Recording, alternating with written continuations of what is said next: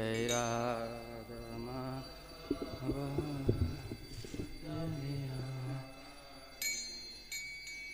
गोपीजन वल्लभ गिरिवरधारी गोपीजन वल्लभ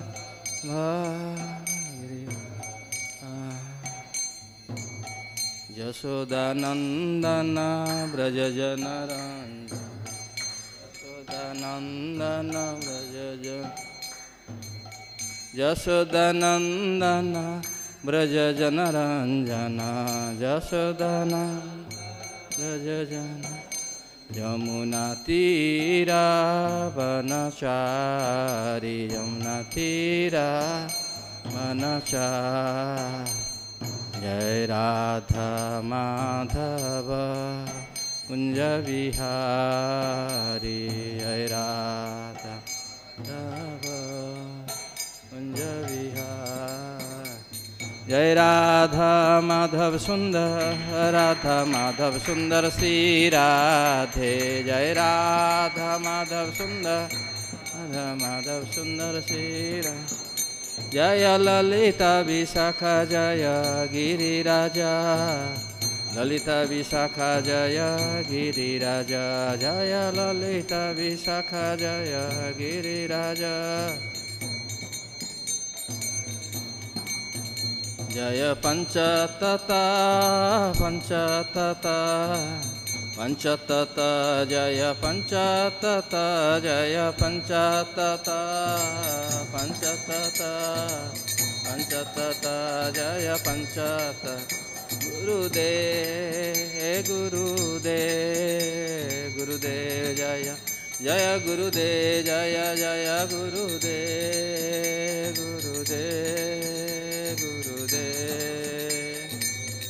जय जय प्रभुपाद श्रील प्रभुपाद जय जय प्रभुपाद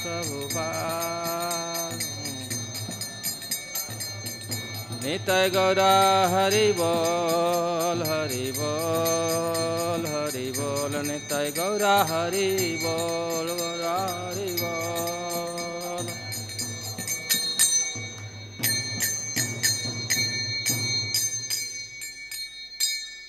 ओम ज्ञानतिमिरन्धस्य ज्ञानाञ्जनशलाकया चक्षुरुन्मिलितं येन तस्मै श्रीगुरवे नमः नमो विष्णुपादाय कृष्णपृष्ठाय भूतले श्रीमते जयपताका स्वामिनीति नामिने आचार्यपादाय निताय कृपाप्रदायिने गौरकथाधामदाय नगरग्रामतारिणे नमो विष्णुपाद कृष्णपृष्ठाय भूतले श्रीमते भक्तिवेदांत स्वामिनीति नामिने नमस्ते सरस्वती देवे गौरवाणी प्रचारिणे निर्विशेष शून्यवादी पाश्चात्य देशतारिणे वृंदावै तुलसीदेव वै प्रिया वै केशवस्य च विष्णुभक्ति प्रदे देवी सत्यवत्यै नमो नमः वंशाकल्पतरुभ्यश्च कृपा सिन्धुभ्यैव च पतितानां पावनेभ्यो वैष्णवेभ्यो नमो नमः नमो महावदन्नाय कृष्ण प्रेम प्रदायते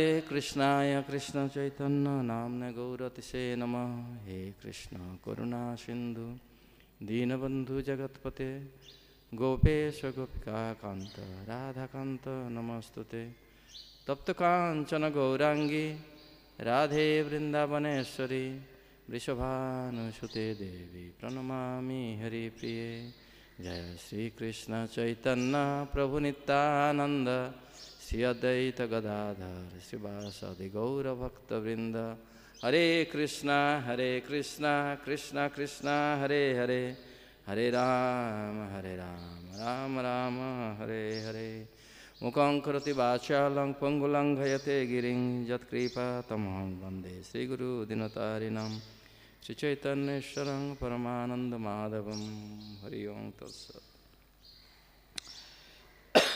तो আমরা শ্রীমদ্ ভাগবতমের ষোড়শ অধ্যায় প্রথম স্কন্ধ কিভাবে পরীক্ষিত কলিযুগের সম্মুখীন হন 7 নম্বর শ্লোক আজকে। ক্ষুদ্র আয়ুষাম না, এটা কি আলাদা নাকি?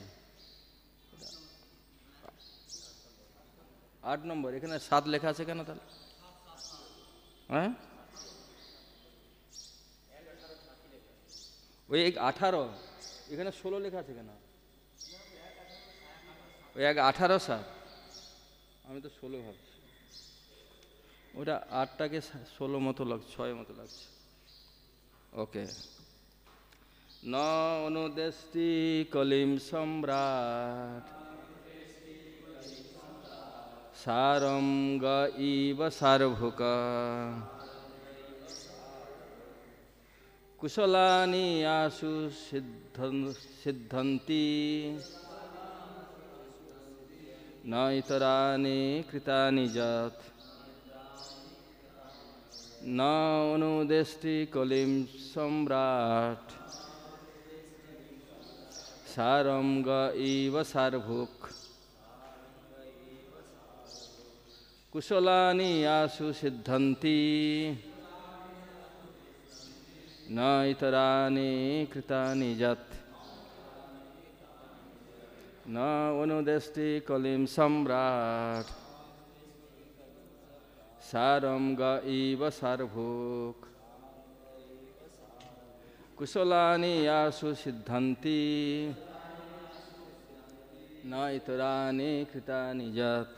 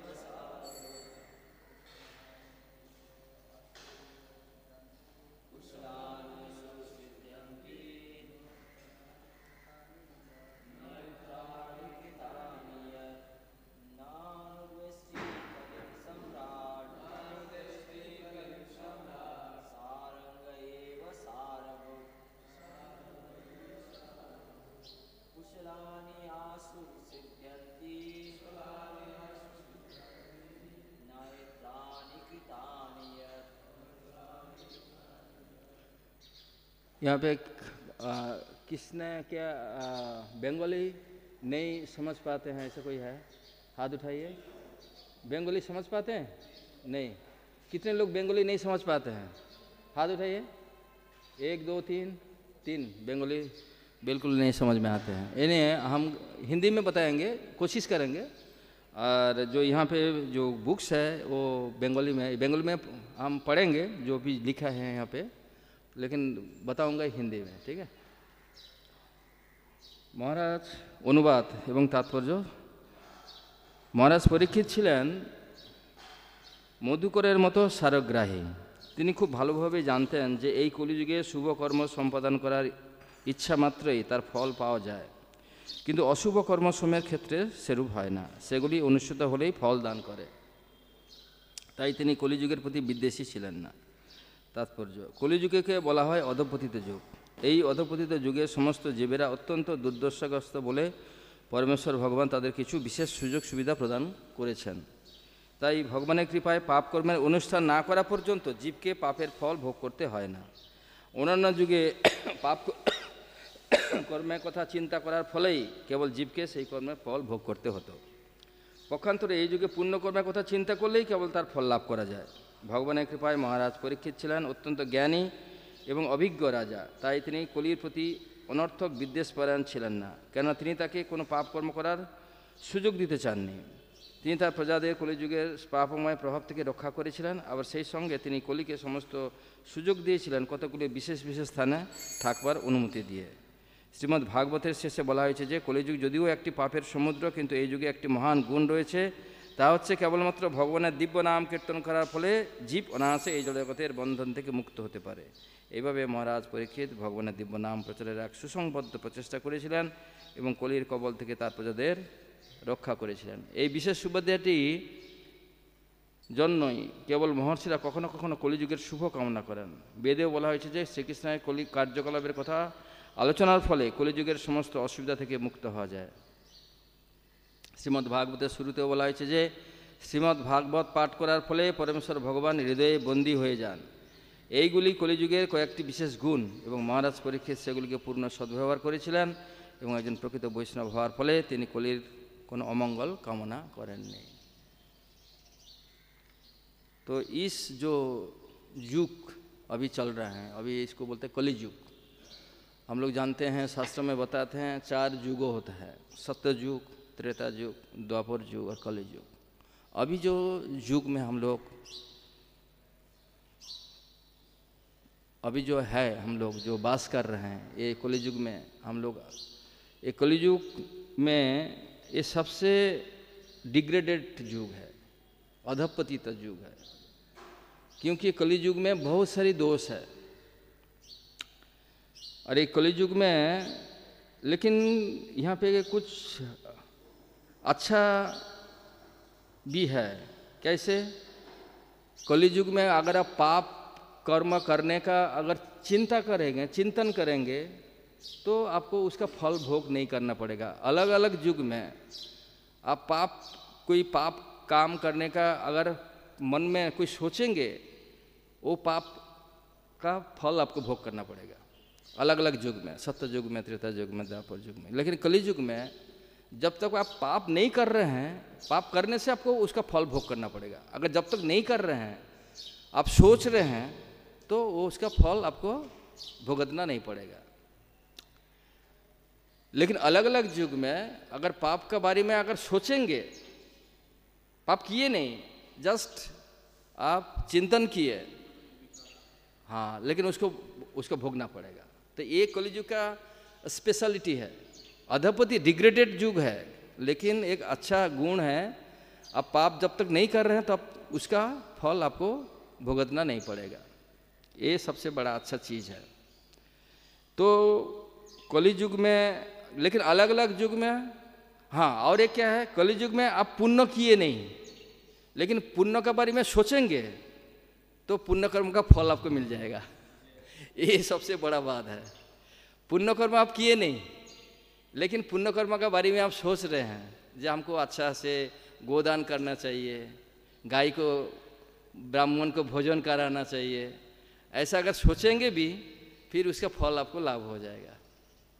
तो ऐसा तो प्रश्न उठते हैं, तो फिर हमको ब्राह्मण को खिलाने की कोई ज़रूरत नहीं है, ऐसा मन में सोच लीजिए, बस ब्राह्मण भोजन हो गया। गाय को ऐसा मन में खिलाइए तो गाय का खिलाना हो जाएगा, ये तो फल मिलेगा। लेकिन फिर भी आप ब्राह्मण को भोजन कराएंगे, गाय को सेवा करेंगे, तो फिर वो तो और ज़्यादा फल मिलेगा। ये तो फल मिलेगा ही मिलेगा। लेकिन अगर डायरेक्ट आप करेंगे कोई अच्छा काम, तो वो अच्छा काम का फल आपको मिल जाएगा। जैसे एक साउथ इंडिया के ब्राह्मण था, वो कोई क्लास में सुने थे जो भगवान को मनसा में, मतलब मेंटली अगर आप सोचे जो भगवान को अच्छा पवित्र नदिया से हम पानी लेकर भगवान को स्नान करा रहे हैं, गंगा, जमुना, बहुत सारी, सरस्वती, गोदावरी, नर्मदा, सिंधु, कावेरी, बहुत सारी जो पवित्र नदियां हैं भारत में बहती हैं, कि राधा कुंड, श्याम कुंड, ललिता कुंड, बहुत सारी पवित्र नदियाँ हैं। तो उसका पानी लेकर भगवान का अगर स्नान कराएंगे, कि पंचगव्य, मिल्क, हनी, जगरूत, घी, ये सब दे के भी भगवान को स्नान करा सकते हैं। अगर मन में करें, डायरेक्टली मतलब प्रैक्टिकली आप नहीं कर रहे हैं, लेकिन मन में ऐसा सोच रहे हैं, भगवान को ध्यान में हम भगवान को अच्छा सा पवित्र नदिया से पानी लेकर भगवान को स्नान करा रहे हैं, गाय का जो पंचगव्य है उस देकर भगवान को स्नान करा के, डिफरेंट फ्रूट्स जूस देकर भगवान को हम स्नान करा रहे हैं, और क्या किया तो आपको वो फल मिलेगा। और क्या है, नहीं, और भगवान के लिए कुछ मन में आप कुछ प्रिपरेशन ऑफरिंग करने के लिए, भोग चढ़ाने के लिए कुछ प्रिपरेशन हम बनाएं, तो भगवान को भोग भी आप लगा सकते हैं मन में। तो वो ऐसा ही सब कुछ एक साउथ इंडियन ब्राह्मण है, वो सब कुछ ऐसा किए। करने के बाद वो भगवान के लिए थोड़ा सा पायस बनाया, स्वीट राइस बना के वो देख रहे हैं भगवान को जो हम ऑफरिंग करेंगे भगवान को देने के लिए भोग, वो क्या स्वीट राइस जो बनाया गरम है क्या ठंडा है? तो मैं देखता हूँ इसका ठंडा हुआ कि नहीं, कि गरम रहेगा तो भगवान मुसीबत होगा भगवान को उसे ग्रहण करने के लिए, एक्सेप्ट करने के लिए, ऑनर करने के लिए। तो जब मन मन में ऐसा उंगली दिए वो स्वीट राइस के अंदर, क्योंकि गर्मी गर्मी है, अभी अभी बनाया स्वीट राइस, मन मन में बनाया स्वीट राइस, तो उसका उंगली जल गया, इतना गर्मी था। मन में सोचा, मन में स्वीट राइस में ऐसा वो फिंगर टिप्स देकर चेक कर रहे थे जो अगर ये ठीक है कि गर्मी है कि ठंडी है, तो उसका उंगली जल गया। तो देखा वो ऐसा क्या है, सचमुच में उंगली जल गया। तो उसका मतलब है कलियुग में मन में भगवान को अच्छा से क्या श्रृंगार करेंगे, अभिषेक कराएंगे, भोग ऑफरिंग करेंगे, तो भगवान उसको एक्सेप्ट करते हैं। ये कलियुग का एक एडवांटेज है। लेकिन अलग अलग युग में आपको भगवान को भोग लगाना पड़ेगा। अभी हम लोग भी भोग भी लगा रहे हैं, ऐसा नहीं है जो नहीं लगा रहे हैं, लेकिन कभी कभी क्या है वो भक्ति भावना से भगवान को भोग लगाना चाहिए। कभी कभी कैजुअल हो जाता है, फॉर्मेलिटीज हो जाता है, भोग लगाना है लगा रहे हैं, भगवान का ड्रेसिंग करना है, उसमें भक्ति भावना सबसे अच्छा, वो सबसे अच्छा है। मतलब ज़्यादा भगवान एक्सेप्ट करते हैं भक्ति भावना से। अगर कुछ काम करे भगवान के लिए तो भगवान उसको एक्सेप्ट करते हैं। भक्ति एक जो माध्यम है, भक्ता माम अभिजानाति, भगवत गीता में बताते हैं, भक्ति का माध्यम से हमको खुश कर सकते हैं, भगवान को संतुष्टि कर सकते हैं, प्रेम से भगवान को हमारा बस में ला सकते हैं। जैसा यशोदा माँ, अभी जो दामोदर महीना चल रहे हैं, अभी दामोदर महीना में भगवान कृष्ण को माँ यशोदा वात्सल्य प्रेम से बंधन किए। ऐसा रस्सी से भगवान को बंधन नहीं कर सकते हैं, लेकिन उनका जो प्रेम है, वात्सल्य प्रेम, जो माँ और संतान का अंदर में जो वात्सल्य प्रेम है, वो प्रेम में भगवान वशीभूत हो गए हैं, बंधन स्वीकार किए हैं। तो वही, और कलियुग में बहुत सारे दोष है, लेकिन एक अच्छा क्वालिटी है। प्रभुपाद तात्पर्य में बताया, कलो दोष निधे राजन अस्ति एक महान गुण कीर्तनादेव कृष्णस्य मुक्त संग परम व्रजेत। कलियुग में बहुत सारे दोष है, लेकिन एक अच्छा क्वालिटी है। वो क्या है ना, भगवान का नाम कीर्तन करेंगे तो आप सब गंदगी से, सब कुछ कलुष से, कंटामिनेशन से आप मुक्त हो सकते हैं। कलो दोषे निधे राजन अस्ति एक महान गुण कीर्तनादेव कृष्णस्य मुक्त संग परम व्रजेत। कीर्तन करना पड़ेगा भगवान का नाम। और कलियुग में कीर्तन करने का लिए वो क्या, कैसे कीर्तन करना है, तो इसलिए चैतन्य महाप्रभु ये कलियुग आज से 35 ईयर्स पहले आए थे, और वो संकीर्तन, जो कीर्तन, संकीर्तन मतलब कांग्रेगेशनल चैंटिंग, सब लोग मिलके एक साथ में कीर्तन करना है। और जप करना का है, खुद अपना जप करना है। और कीर्तन मतलब टुगेदर, एक साथ में सब लोग कीर्तन करना, इसको संकीर्तन बोलता है। तो कलो दोषे निधे राजन अस्ति एक महान गुण कीर्तनादेव कृष्णस्य मुक्त संग परम। भगवान का नाम कीर्तन करेंगे तो मुक्त हो सकता है। तो से जग्गई संकीर्तन प्रायर जजंती ही सुमेधस कृष्ण वर्ण थिसा कृष्ण सांग पांगास्त्र पार्षदम जग्गई संकीर्तन प्रायर जजंती ही सुमेधस। भगवान कृष्ण वर्ण थे, लेकिन कलियुग में गोरा रूप में आए, गोरा चांद। तो गोरा मतलब गोल्डन कलर लेकर भगवान कृष्ण कलियुग में आए। और संकीर्तन यज्ञ सांग पांगस्त्र पार्षदम, सांग पांग को लेके आए, बलराम जी को लेके आए। नित्यानंद प्रभु बलराम है, अद्वैताचार्य महाविष्णु वो शिव जी है, और महाविष्णु और सदाशिव का अवतार है अद्वैताचार्य, गदाधर राधारानी का अवतार है, हाँ, श्रीवास ठाकुर, नारद मुनि, ये सब को लेकर एक साथ में संकीर्तन, सब लोग मिलकर कीर्तन, अभी हमारा दामोदर महीना में चल रहा है, अभी सब बहुत सारे लोग कीर्तन एक साथ में कीर्तन कर रहे हैं। तो ये कीर्तन का बारे में कौन समझ सकते हैं? जो जिसका दिमाग में कुछ है, सुमेधा संपन्न व्यक्ति, जिसका मेधा है, इंटेलिजेंट है, वो ये संकीर्तन के बारे में जान सकते हैं, मतलब समझ सकते हैं। अब बाकी जो है वो खाने पीने में व्यस्त है, कब अच्छा वाला खाना खाएंगे, घूमेंगे, बस सोएंगे और खाना खाएंगे, एंजॉय करेंगे, बस ये लाइफ है। मैक्सिमम लोग का लाइफ ऐसे ही बिताते हैं, कैसे हम खाना अच्छा से खाना खाएंगे, अच्छा से आराम करेंगे, बस लाइफ हो गया, और क्या, लाइफ सेटल हो गया, ऐसा है। आहार निद्रा भय मैथुनंच सामनत एतत् पशु भी नरानाम धर्म ही सत्य निहित गुहायाम ना धर्म ही एकं न आहार निद्रा भय मैथुनंच सामानंद एतत् पशु भी नरानाम धर्म ही तेषां अधिक विशेष धर्म न हीना पशु भी समाना। अगर धर्म भगवान के बारे में भक्ति नहीं करे, कोई रिलीजियस प्रिंसिपल फॉलो नहीं अगर किए, तो ये पशु का समान है, शास्त्र में बताते हैं। आहार निद्रा भय, आहार खाने का, अच्छा से खाने का, सोने का और एंजॉय करने के लिए, ये मनुष्य जीवन नहीं है। मनुष्य जीवन के लिए क्या है? तपस्या करने के लिए है, भगवान के बारे में भक्ति करना क्या है। इसलिए ऋषभ देव वो था, उसका संतान उन लोग को बता रहे हैं,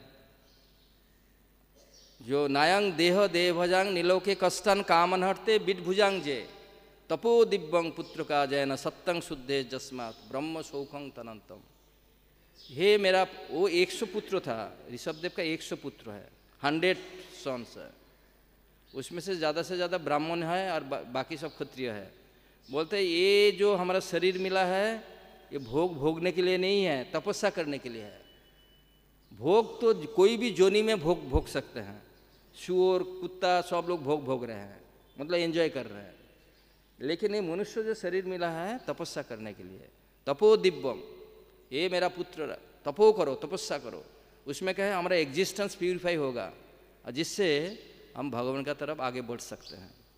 तो टाइम हो गया है, तो इसलिए हम लोग का कलियुग में जो रिकमेंड किए हैं हरे कृष्ण महामंत्र कीर्तन और जप करने के लिए, हरे कृष्णा कृष्णा कृष्णा हरे हरे